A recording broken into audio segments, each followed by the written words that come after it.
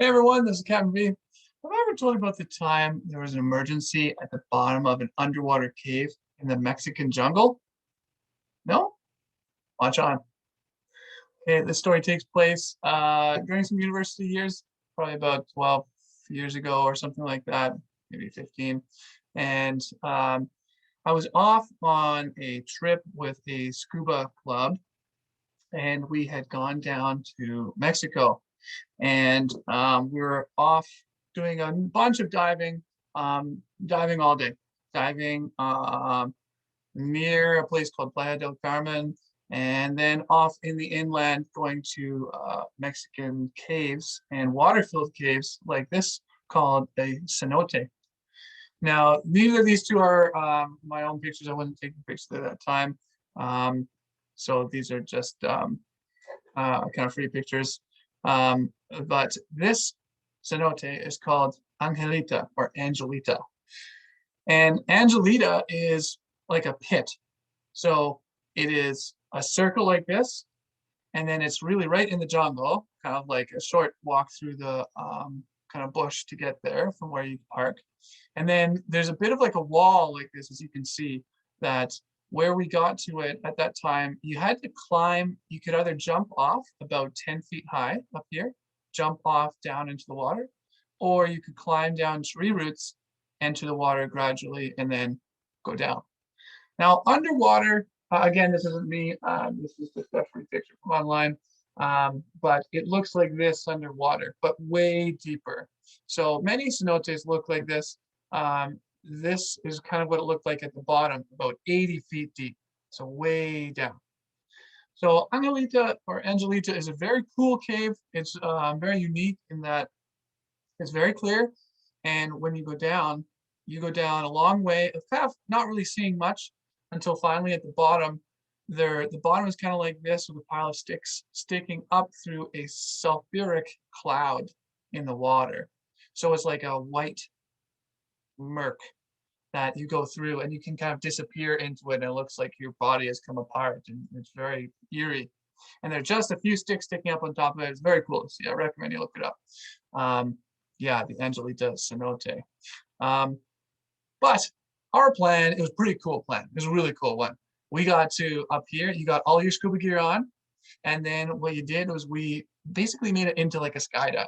So you would deflate. We made sure there was no air in our BCD, in our inflatable vests.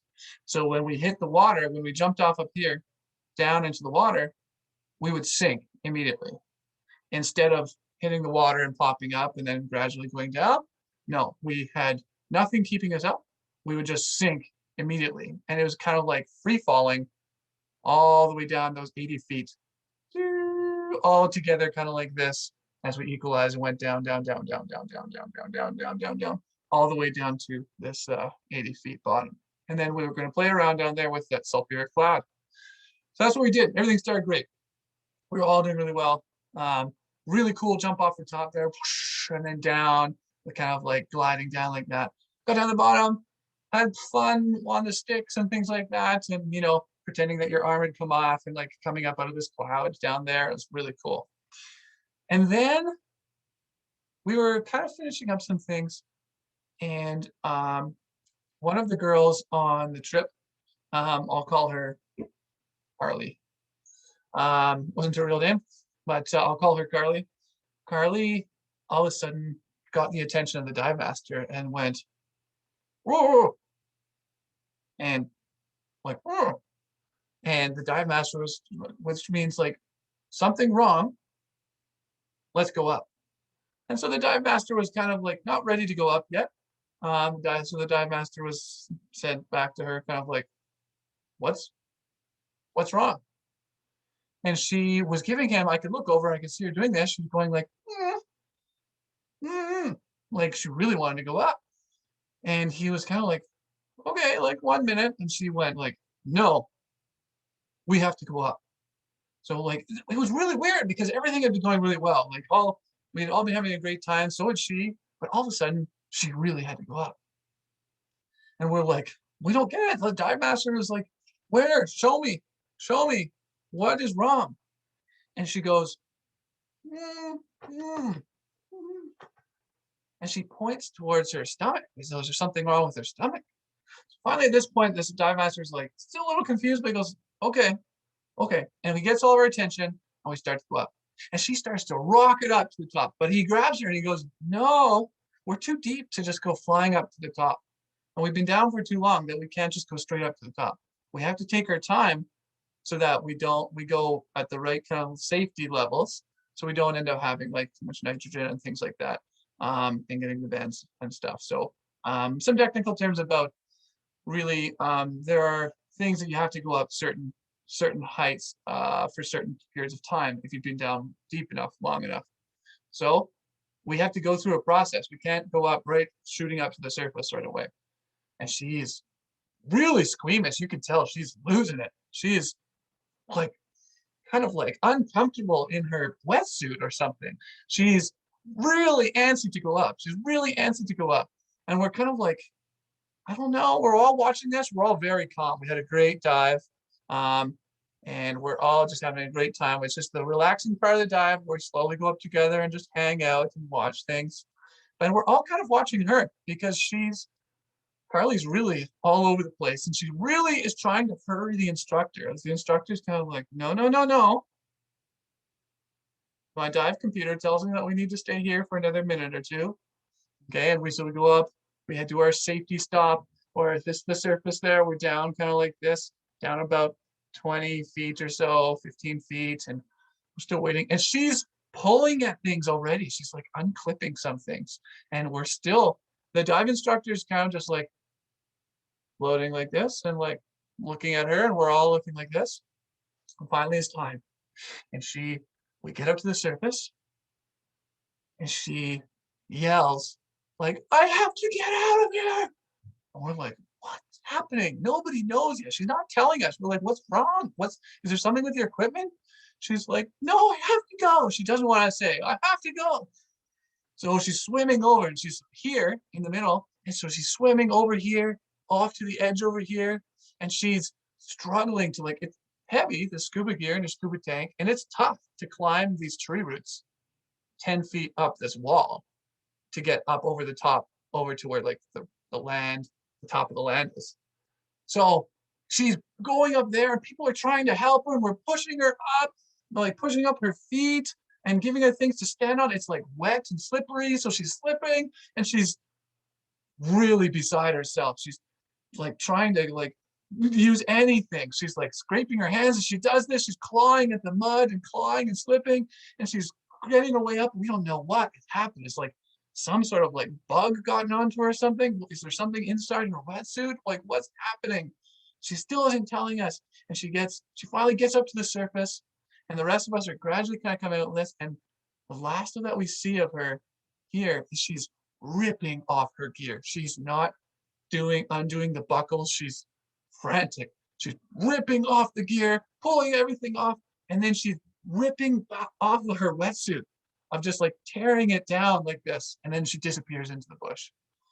Well, we can't see her beyond this as she runs off. Now, gradually, we all make our way over here, and like we all climb up out of here and such, and we head on back to the van, and she's not there. So we asked like, hey, the driver of the van, like, "Hey, did you see this? Did you see Carly?" And he's like, yeah." And we're like, "Well, where is she?" He's like, "She's over there." We're like, "Okay, is she okay?" He's like, "No." So we start to walk over, and he says, "No, no, no, no, no, no, don't go." So we're like, "What? What's going on?" And he's like,